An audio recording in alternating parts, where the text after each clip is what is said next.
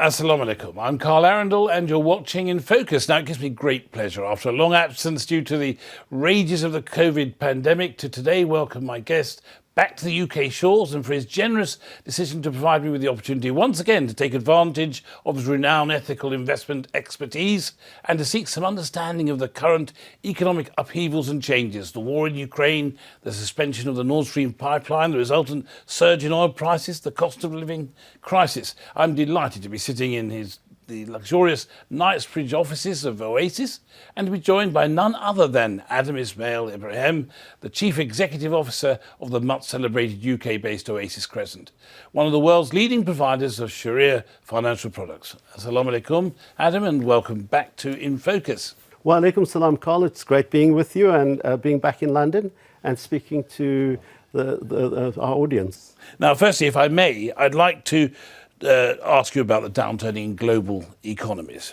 An IMF World Outlook report, which was published at the end of last month, suggested that global growth has dropped from 5.9% last year to 4.4% in 2022, and that they expect it to go down even further next year to 3.8%. It forecasts markdowns in the two largest economies with supply shortages, pandemic-induced disruptions, and what it referred to, and I find this terminology quite fascinating, and hopefully you'll explain it, protracted financial stress among property developers.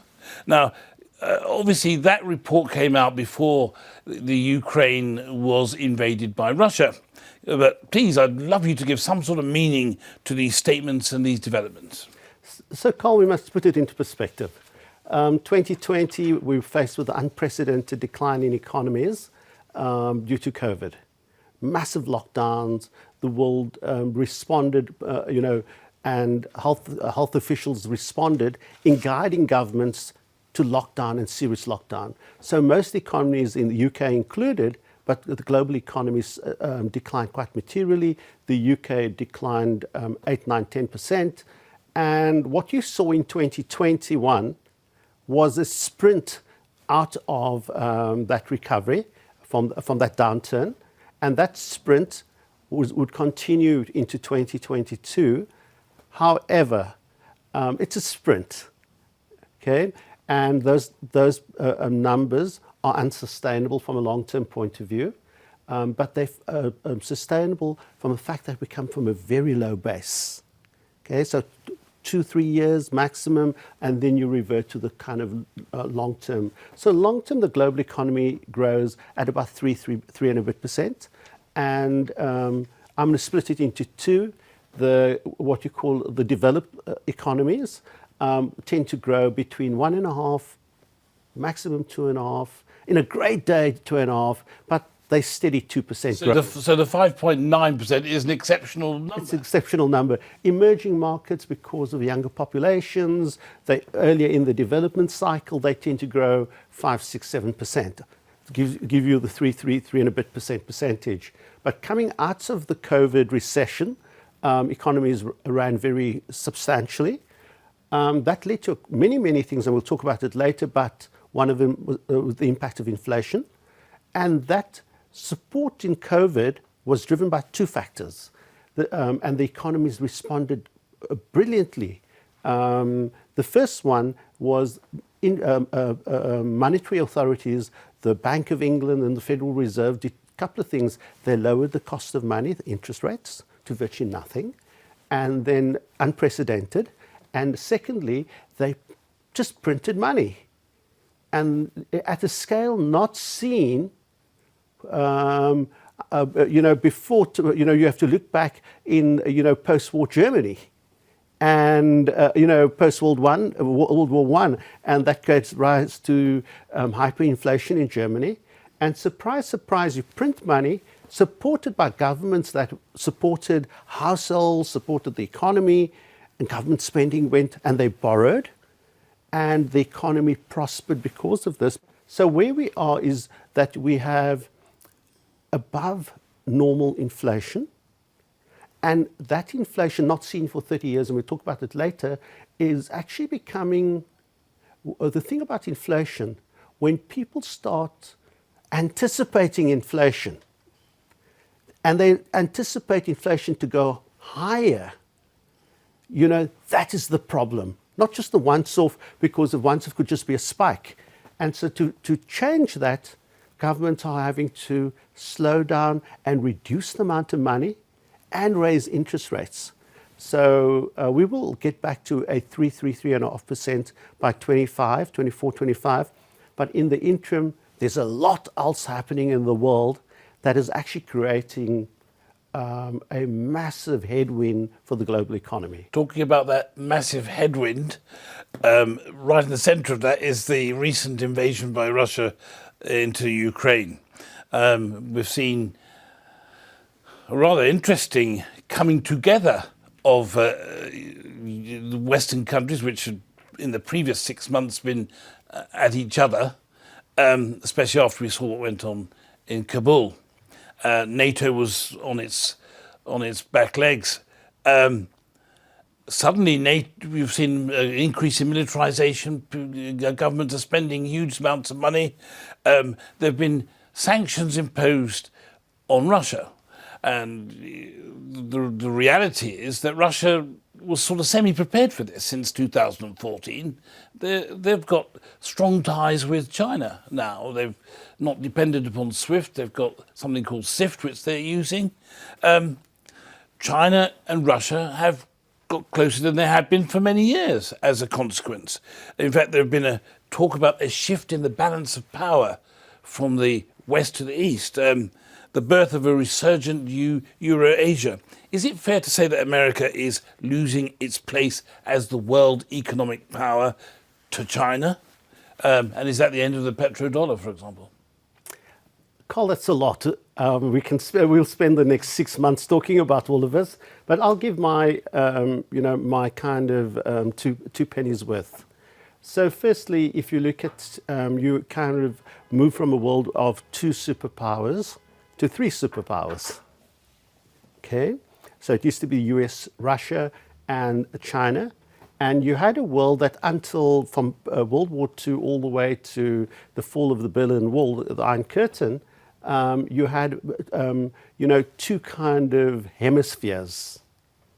I'm going to call it the Western Hemisphere, which, by the way, included many Eastern countries. And I'm going to call it the Russian Eastern Hemisphere. And they didn't really trade with each other than some commodities. And Richard Nixon was the great opener. He opened too many things, including the hotel, going into the hotel room illegally, but he opened China to the world. And by opening China to the world, you open global trade. It was not only opening China to the world, but it was lowering the beginning of the lowering of the Iron Curtain. So not only did you have a greater movement of people, you had a greater movement of goods, you've had a greater interconnectivity. So what happened is the West in particular exported its low-end jobs to China because it was the cheap labor there. It exported its dirty type of jobs from the West to China, from Pittsburgh to China. And so they became pretty integrated. From a European point of view, Europe, if you look at it naturally, Europe extends into the European part of Russia. It's all one landmass. So it's natural. The western part of Europe is short of energy, and the eastern part of Europe and Asia, the Russian part of, is long of energy. So it is natural to put the pipelines. It's efficient, effective, and you had a great coming together, and you made this great, and that's worked all well economically. But you must remember, you can be cooperative as you want to economically, but these are 2 superpowers. They have their own interests, and they will be protective of their own interests. When you're coming together, you assume that you have a common interest. So you may have had a common economic interest, but you didn't have a common political interest. And so most probably this was long overdue. And then you take, you have to go back into the 60s. So both these superpowers and China, the third superpower, they are very careful of protecting their home turf. And when they say their home turf, it's not only their own country, but the territories around, because they don't want to be encircled. And we saw that in the 60s with the Cuban Missile Crisis. Russia wanted to put missiles in Cuba. The US said, you're not doing that. We're going to go to war.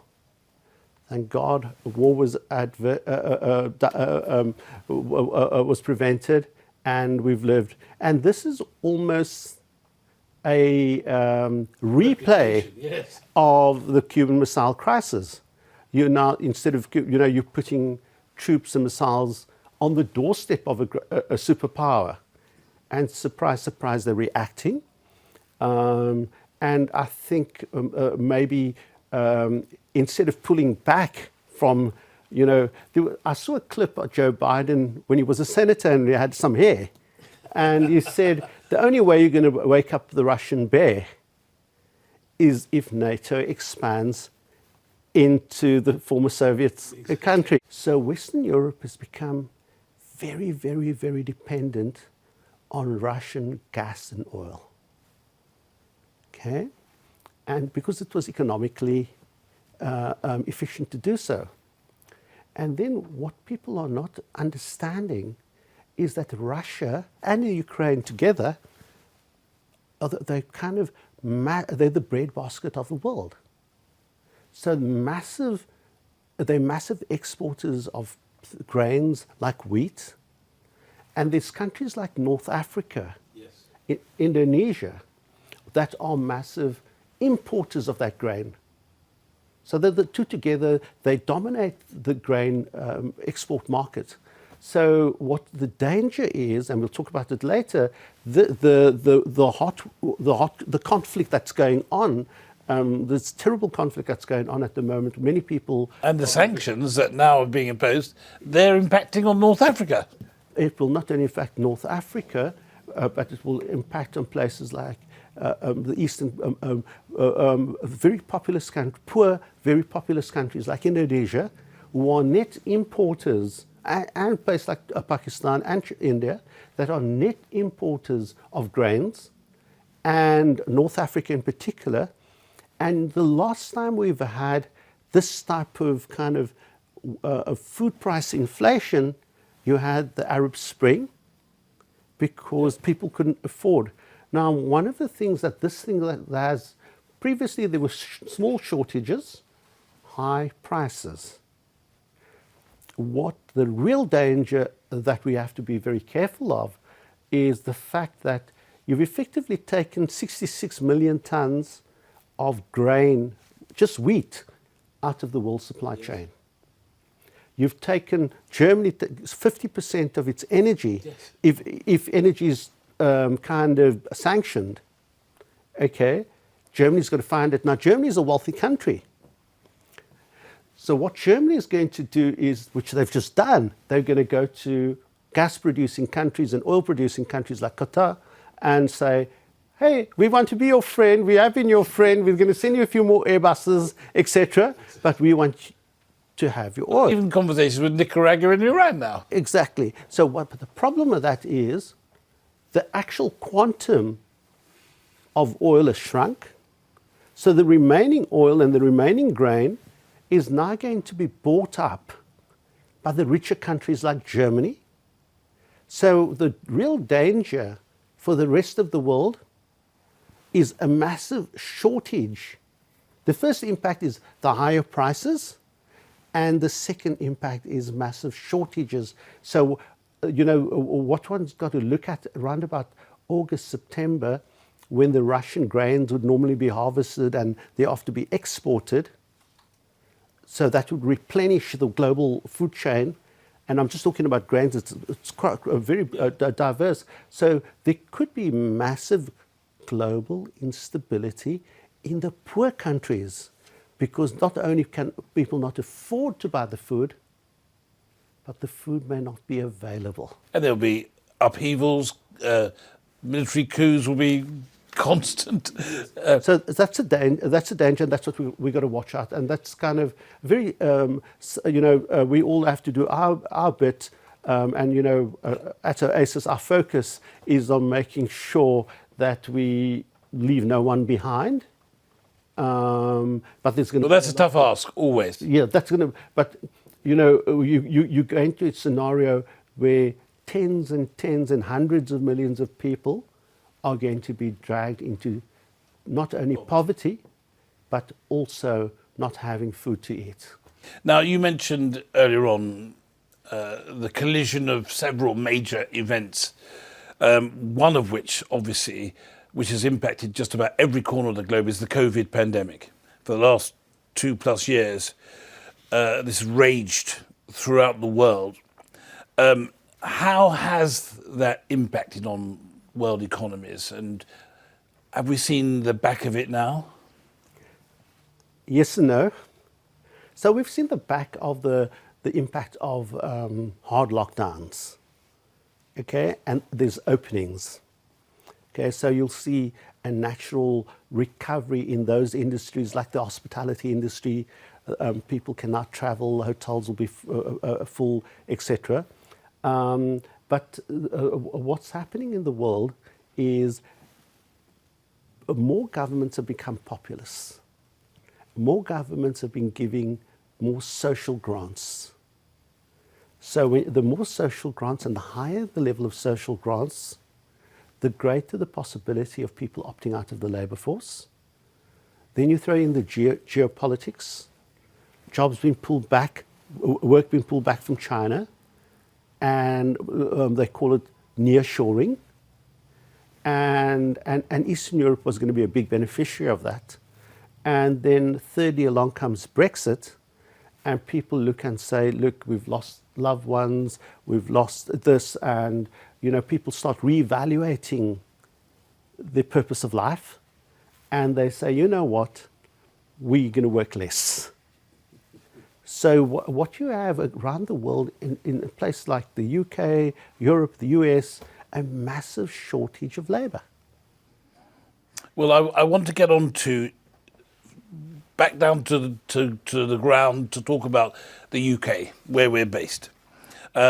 Notwithstanding the huge debts incurred from the COVID pandemic, a result of the departure from the European Union, Brexit, which just preceded it, we've seen on the ground petrol prices surging to levels which I don't think have been seen in this country for decades, historic highs.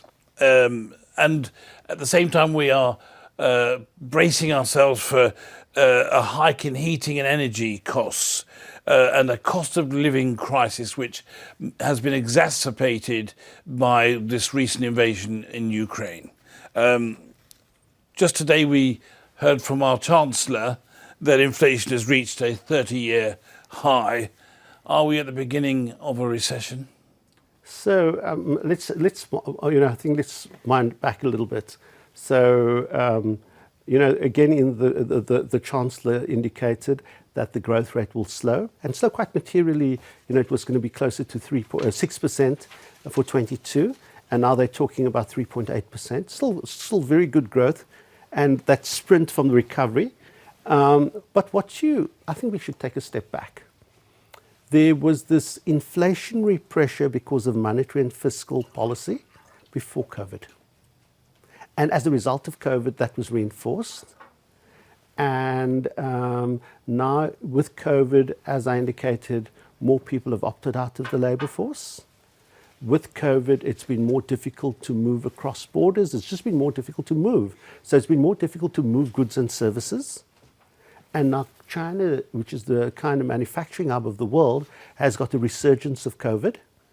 And where you stand today, you've got what's called a disruption of supply chains. And the result of that is the supply of goods have reduced. The demand has surged because everybody's got lots of money in their pocket. Guess what happens? The price of goods then increase quite materially, and that's what we're seeing at the moment. And then that's reinforced.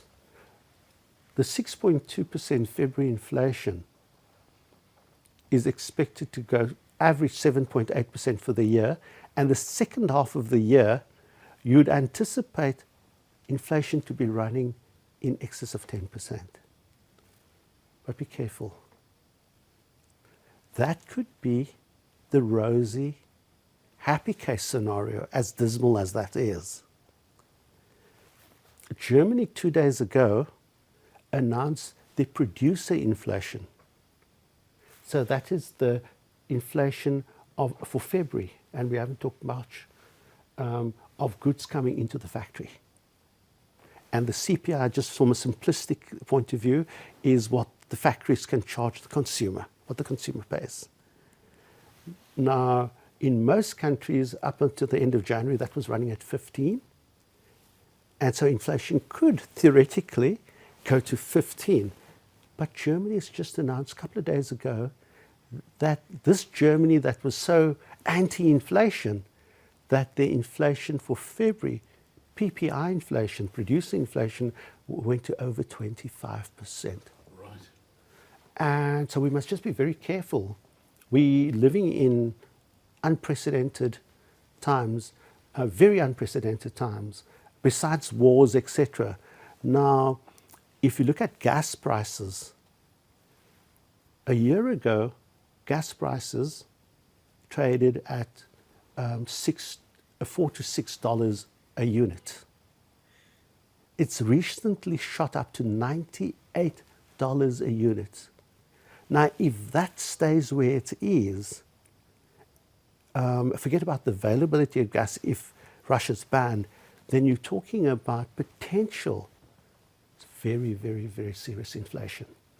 So I think we're underestimating, firstly, the last 6 months, we've underestimated the effect of inflation, but we think that we're right at the threshold of potentially super inflation, and it's going to be devastating to ordinary households and ordinary people. So the moral of this story is that in this time of upheaval and certain amount of uncertainty, although you give the impression of having a real handle on certain elements of the current economic drivers, the push and pull factors, is that people need to put their faith and trust in the investment thinking of Oasis. Is that what?